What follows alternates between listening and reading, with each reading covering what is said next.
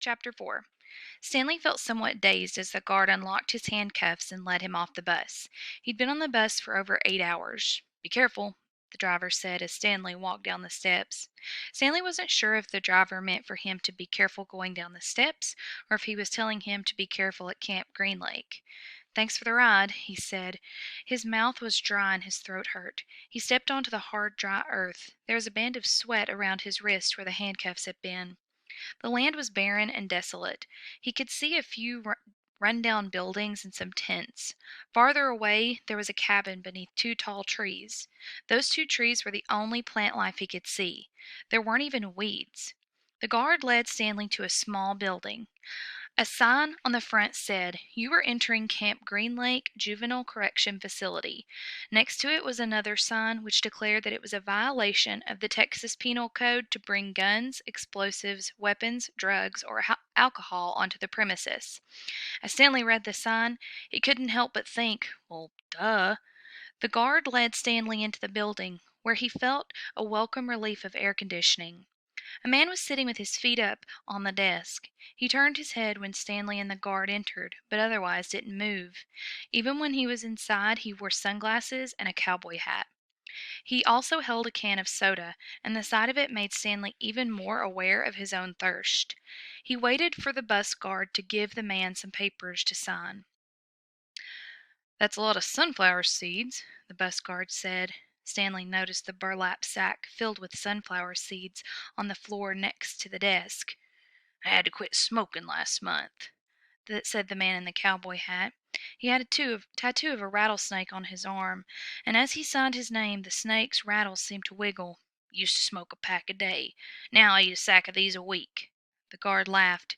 There must have been a small refrigerator behind his desk, because the man in the cowboy hat produced two more cans of soda. For a second, Stanley hoped that one might be for him, but the man gave one to the guard and said the other was for the driver. 9 hours one way and 9 hours back," he grumbled. "What a day." Stanley thought about the long, miserable bus ride and felt a little sorry for the guard and the driver. The man in the cowboy hat spit sunflower seed shells into a waste paper basket. Then he walked around the desk to Stanley. "My name's Mr. Sir," he said. "Whenever you speak to me, you call me by that name. Is that clear?" Stanley hesitated. Yes, Mr. Sir," he said, though he couldn't imagine that that was really the man's name. "You're not in the Girl Scouts any more," Mr. Sir said. Stanley had to remove his clothes in front of Mr. Sir, who made sure he wasn't hiding anything. He was given 2 sets of clothes and a towel. Each set consisted of a long-sleeved orange jumpsuit, an orange t-shirt, and yellow socks. Stanley wasn't sure if the socks had originally been yellow. He was also given white sneakers and a large cap, and an orange cap and a canteen made of heavy plastic, which unfortunately was empty. The cap had a piece of cloth sewn to the back of it for neck protection. Stanley got dressed. The clothes smelled like soap. Mr. Sir told him he would wear 1 set to work in and 1 set for relaxation. Laundry was done every 3 days. On that day his work clothes would be washed. Then the other set would become his work clothes, and he would get clean clothes to wear while resting. "You are to dig a hole every day, 1 hole including Saturdays and Sundays. Each hole must be 5 feet deep and 5 feet across in every direction. Your shovel is your measuring stick. Breakfast is served at 4:30. Stanley must have looked surprised because Mr. Sir went on to explain that they started that early to avoid the hottest part of the day. "No one's going to babysit you," he said. "The longer it takes you to dig, the longer you'll be out in the sun. If you dig up anything interesting, you report it to me or the other counselor. When you've finished, the rest of the day is yours." Stanley nodded to show he understood. "This isn't a Girl Scout camp," said Mr. Sir. He checked Stanley's backpack and allowed him to keep it. Then he led Stanley outside into the blazing heat. "Take a good look around you," Mr. Sir said. "What do you see?" Stanley looked across the vast wasteland. The air seemed thick with heat and dirt. "Not much," he said, then quickly added, "Mr. Sir." Mr. Sir laughed. "You see any guard towers?" "No." "How about electric fences?" "No, Mr. Sir." "There's no fence at all here, is there?" "No, Mr. Sir." "You want to run away?" Mr. Sir asked him. Stanley looked back at him and was unsure what he meant. "If you want to run away, go ahead and start running. I'm not going to stop you." Stanley didn't know what kind of game Mr. Sir was playing. "I see you looking at my gun. Don't worry, I'm not going to shoot you." He tapped his holster. "This is for the yellow-spotted lizards. I wouldn't waste a bullet on you." "I'm not going to run away," Stanley said. "Good thinking," said Mr. Sir. "Nobody runs away from here. We don't need a fence. Know why? 'Cause we've got the only water for 100 miles. You want to run away? You'll be buzzard food in 3 days." Stanley could see some kids dressed in orange and carrying shovels dragging themselves toward the tents. "You thirsty?" asked Mr. Sir. "Yes, Mr. Sir," Stanley said gratefully. "Well, you better get used to it. You're going to be thirsty for the next 18 months. Chapter 5. There were 6 large gray tents, and each one had a black letter on it, A, B, C, D, E, or F. The first 5 tents were for the campers. The counselor slept in F. Stanley was assigned to D tent. Mr. Pendanski was his counselor. "My name's easy to remember," Mr. Pendanski said as he shook hands with Stanley outside the tent. "3 easy words: pen, dance, key." Mr. Sir returned to the office. Mr. Pendanski was younger than Mr. Sir and not nearly as scary looking. The top of his head was shaved so close it was almost bald, but his face was covered in thick, curly black beard. His nose was badly sunburned. "Mr. Sir isn't so bad," said Mr. Pendanski. "He's just been in a bad mood ever since he quit smoking. The person you really've got to worry about is the warden. There's only one rule here at Camp Green Lake: don't upset the warden."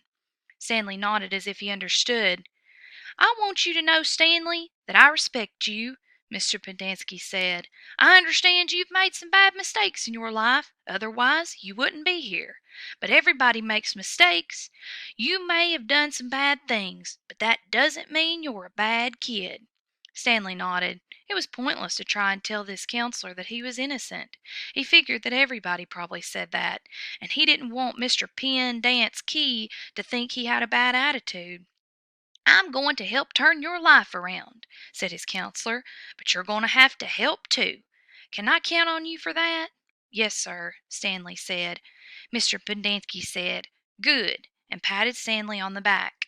2 boys, each carrying a shovel, were coming across the compound. Mr. Pendanski called to them. "Rex, Allen, I want you to come over here and say hello to Stanley. He's the newest member of our team." The boys glanced warily at Stanley. They were dripping with sweat, and their faces were so dirty that it took Stanley a moment to notice that one kid was white and the other black. "What happened to Barf Bag?" asked the black kid. "Lewis is in the hospital," said Mr. Pendanski. "He won't be returning." He told the boys to come and shake Stanley's hand and introduce themselves, like gentlemen. "Hi," the white kid grunted. "That's Allen," said Mr. Pendanski. "My name's not Allen," the boy said. "It's Squid, and that's X-Ray." "Hey," said X-Ray. He smiled and shook Stanley's hand. He wore glasses, but they were so dirty that Stanley wondered if he could see out of them. Mr. Pendanski told Allen to go to the rec hall and bring the other boys to meet Stanley. Then he led him inside the tent. There were 7 cots, each one less than 2 feet from the one next to it. "Which was Lewis's cot?" Mr. Pendanski asked. "Barf Bag slept here," said X-Ray, kicking at one of the beds. "All right, Stanley, that'll be yours," said Mr. Pendanski. Stanley looked at the cot and nodded. He wasn't particularly thrilled about sleeping in the same cot that had been used by someone named Barf Bag. 7 crates were stacked in 2 piles at one end of the tent. The open end of the crates faced outward. Stanley put his backpack, change of clothes, and towel in what used to be Barf Bag's crate. At the bottom of the stack that had 3 in it, Squid returned with 4 other boys. The first 3 were introduced by Mr. Pendanski as Jose, Theodore, and Ricky. They called themselves Magnet, Armpit, and Zigzag. "They all have nicknames," explained Mr. Pendanski. "However, I prefer to use the names their parents gave them, the names society will recognize them by when they return to become useful and hard-working members of society." "It ain't just a nickname," X-Ray told Mr. Pendanski as he tapped the rim of his glasses. "I can see inside you, Mom. You've got a big fat heart." The last boy either didn't have a real name or else he didn't have a nickname. Both Mr. Pendanski and X-Ray called him Zero. "You know why his name's Zero?" asked Mr. Pendanski. "'Cause there's nothing in his head." He smiled and playfully shook Zero's shoulder. Zero said nothing. "And that's Mom," a boy said. Mr. Pendanski smiled at him. "If it makes you feel better to call me Mom, Theodore, go ahead and call me Mom." He turned to Stanley. "If you have any questions, Theodore will help you. You got that, Theodore? I'm depending on you." Theodore spit a thin line of saliva between his teeth, causing some of the other boys to complain about the need to keep their home sanitary. "You were all new here once," said Mr. Pendanski, "and you know what it feels like. I'm counting on every one of you to help Stanley." Stanley looked at the ground. Mr. Pendanski left the tent, and soon the other boys began to file out as well, taking their towels and a change of clothes with them. Stanley was relieved to be left alone, but he was so thirsty he felt as if he would die if he didn't get something to drink soon. "Hey, Theodore," he said, going after him. "Do you know where I can fill my canteen?" Theodore whirled around and grabbed Stanley by his collar. "My name's not Theodore," he said. "It's Armpit." He threw Stanley to the ground. Stanley stared up at him, terrified. "There's a water spigot on the wall of the shower stall." "Thanks, Armpit," Stanley said. As he watched the boy turn and walk away, he couldn't for the life of him figure out why anyone would want to be called Armpit. In a way, it made him feel a little bit better about having to sleep in a cot that was used by someone named Barfbag. Maybe it was a term of respect.